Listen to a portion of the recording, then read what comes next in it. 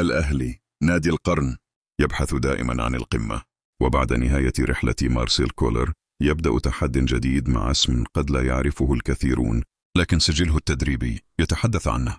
خوسيه ريفيرو المدير الفني الجديد للنادي الأهلي. من هو؟ وما هي فلسفته؟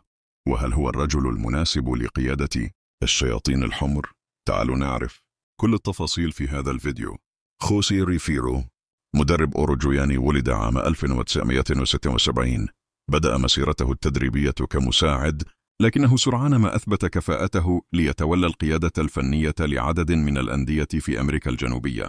من أبرز محطاته كان تدريب فريق ليفربول مونتيفيديو الذي قاده لتحقيق لقب الدوري الأوروجوياني، متحديا أندية عملاقة مثل ناسيونال وبينارول.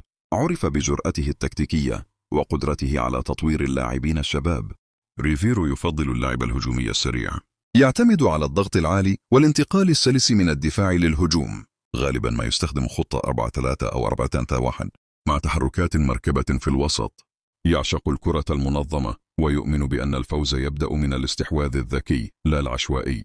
الأهلي يبحث عن مدرب شاب بطموح كبير، مدير فني قادر على صناعة جيل جديد والاستمرار في حصد البطولات محليا وقاريا. ريفيرو يملك كل هذه المواصفات إلى جانب خبرة جيدة في إدارة غرف الملابس. خوسيه ريفيرو يدخل واحدا من أكبر التحديات في مسيرته.